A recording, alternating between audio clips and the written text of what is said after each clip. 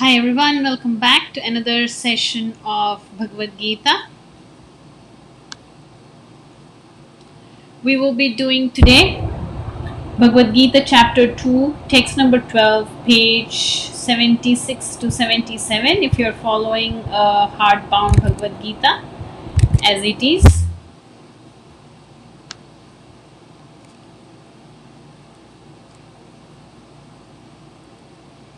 We'll do a quick recap.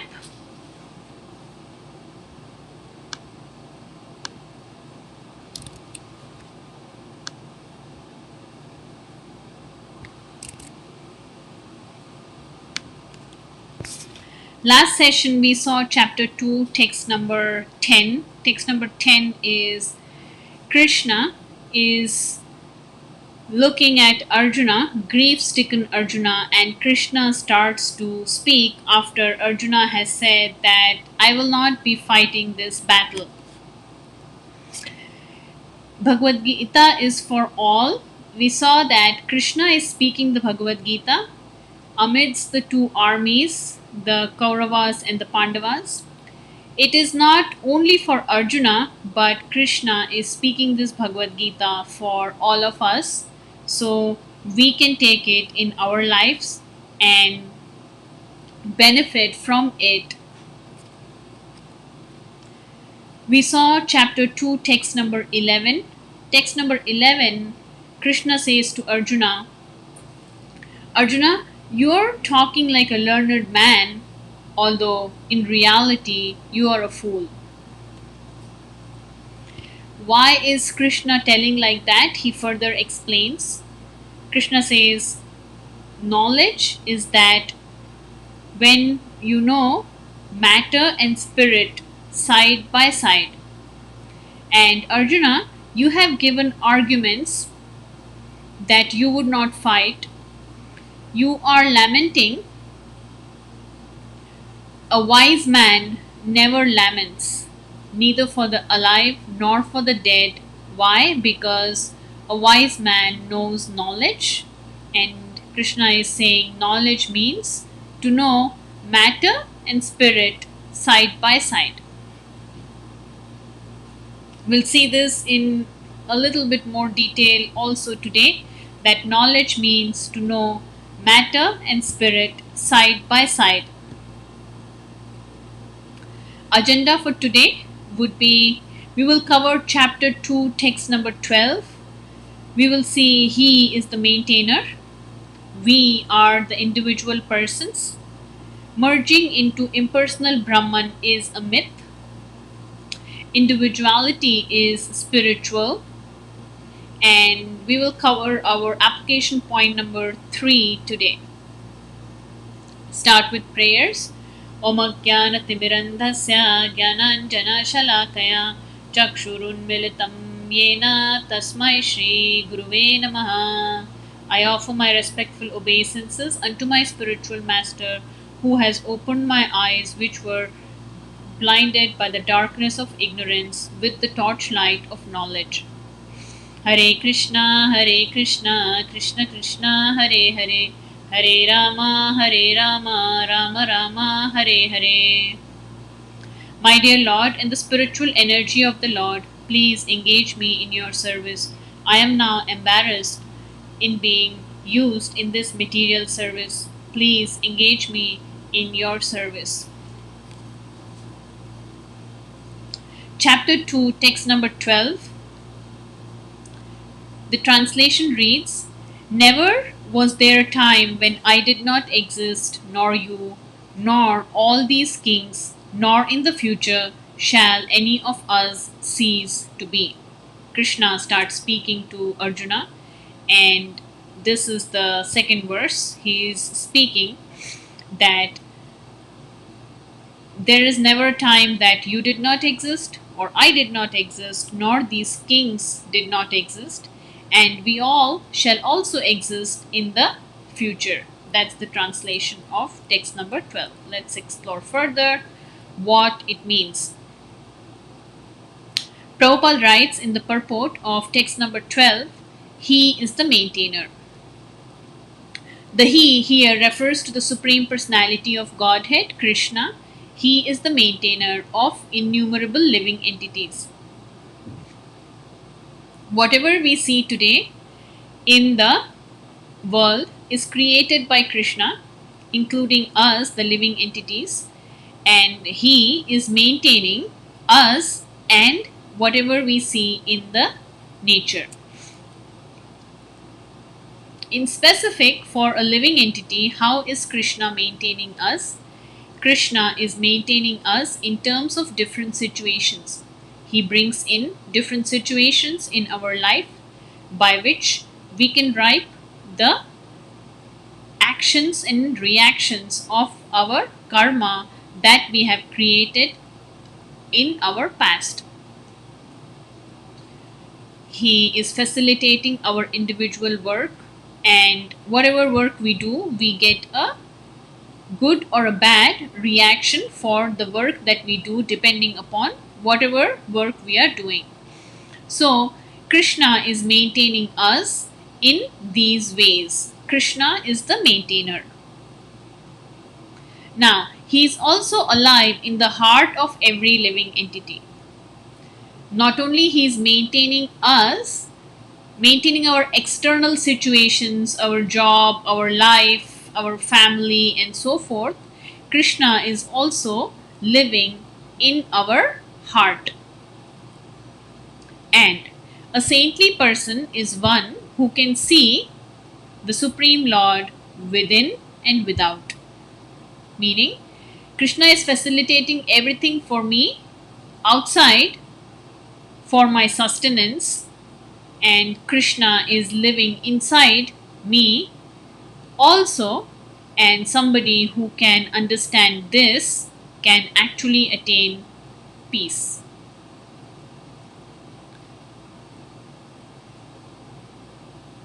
Moving on, the second point being mentioned in the purport is we are all individual persons. So, Supreme Lord is an individual person. Arjuna is an eternal individual person. All the kings assembled are eternal individual persons. So, the individuality existed in the past and will continue to exist in the future without interruption. Now, this is a very interesting point to see. What Krishna is saying is, Krishna is a person. We are all little persons. And Krishna is using this word called eternal. And we saw the definition of eternal before. Eternal means that which does not have a beginning and does not have an end. And eternal individual persons, meaning I exist today. I existed before I entered into this body, and I will exist after I leave this body. Meaning, I am a individual living inside this body. Once this body gets old, I leave this body and I go to a different place in a different body, but I still continue to exist. So, the point Krishna is making to Arjuna is, Arjuna, you're lamenting, saying, oh, I will kill these people and they will die. Krishna is saying, they are individuals, they live eternally, and they will continue to live as you and I continue to live. That's the knowledge. We are all spirit souls living in this material body.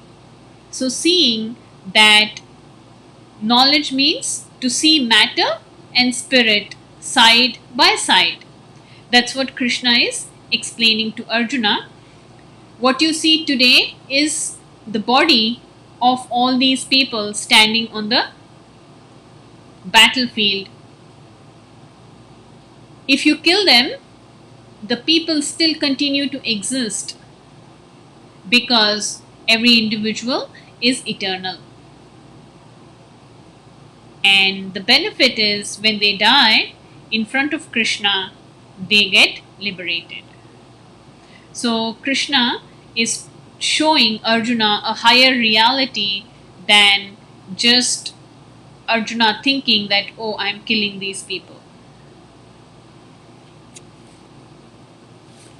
Merging into impersonal Brahman is a myth. What does this mean? There is a Mayavada school of thought which says that after liberation, individual souls merge into impersonal Brahman. What is impersonal Brahman? Krishna is a person, and Krishna is a very self-effulgent person. So, like sun is self-effulgent, and when the sun rises, the whole world becomes illuminated. So, when Krishna is present, there is light emanating from Krishna's body, and that's the reason some people say God is light, because there is immense light that is coming from the body of the Supreme Personality of Godhead, which is known as Brahman. Now, people say, I exist today. When I leave this body, I will merge into Brahman. That is a Mayavada school of thought, which Krishna is explaining here as a myth. Why? Because Krishna is saying individuality is not only existing in a conditioned state. Individuality exists beyond this conditioned state also. Meaning, I leave this body, say I become liberated, then even when I become liberated, I have a body.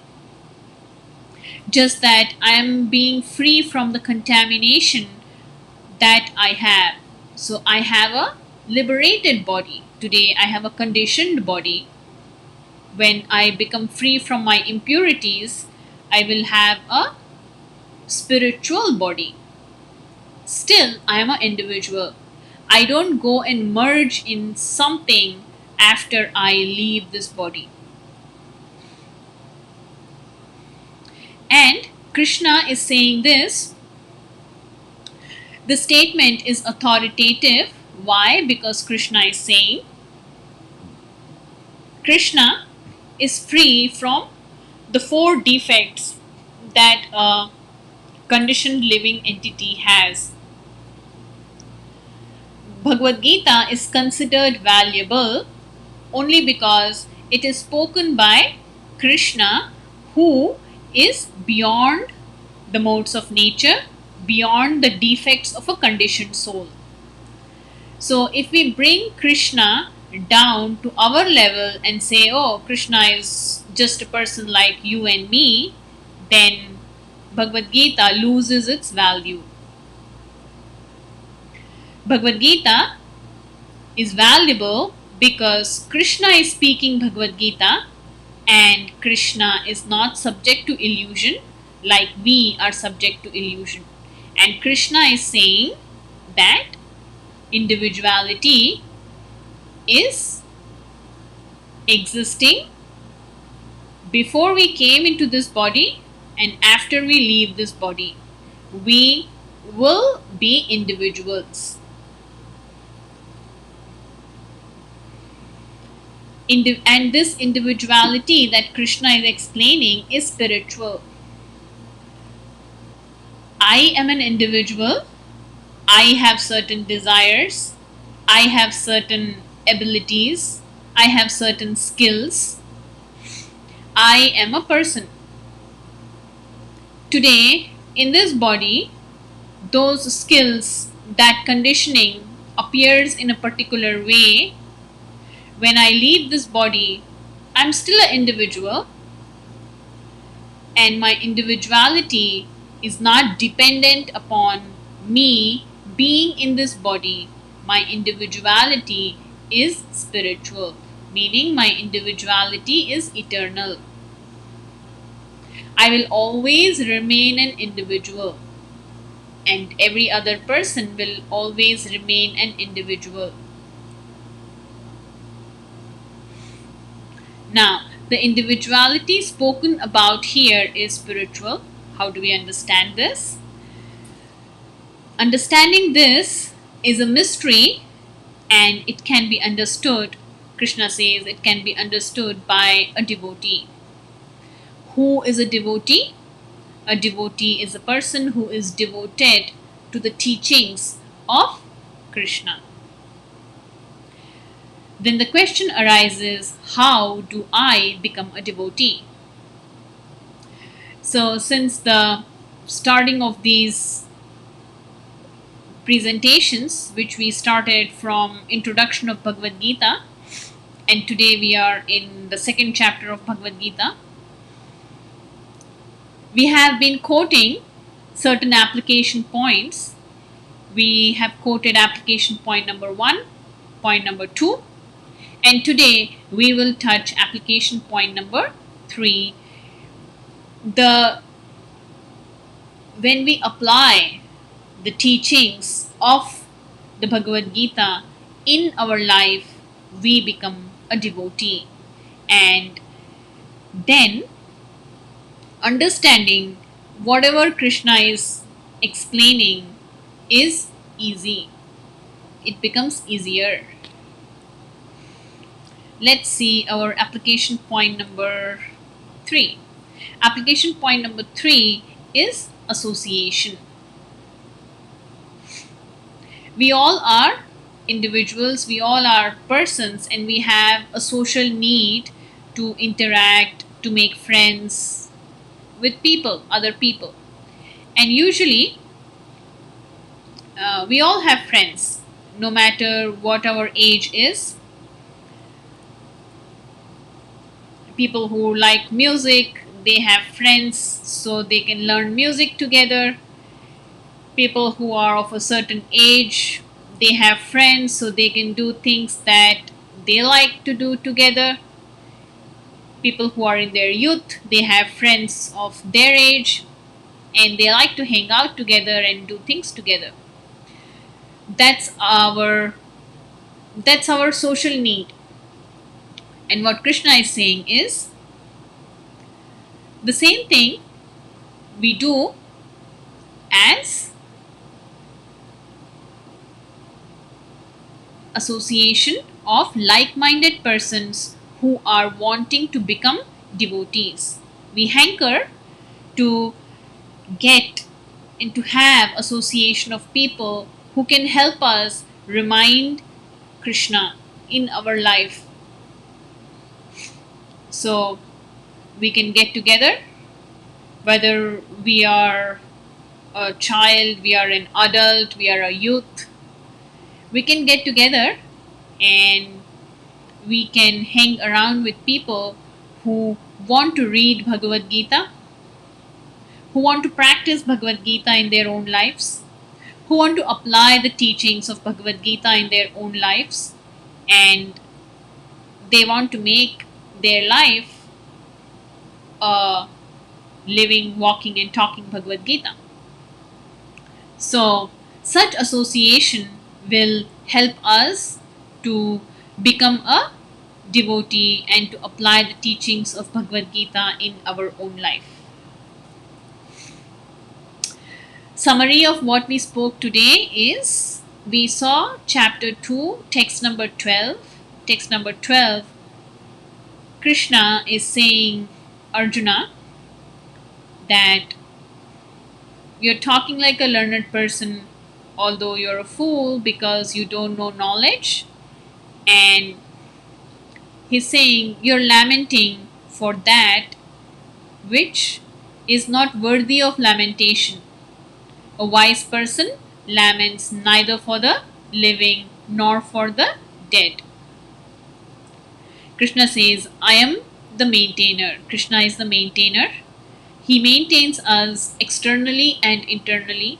The events, the situations, the job conditions, the family conditions that we all have externally are being maintained by Krishna, and our body is also being maintained by Krishna because Krishna lives within our body. And a saintly person who can see Krishna within and without is somebody who can have eternal and perfect peace. Krishna goes on further to explain to Arjuna that we are all individual persons and we existed before we took this body. We continue to exist as individuals after we leave this body. So, Arjuna, why are you lamenting? What's the cause of your lamentation? That's Krishna's point.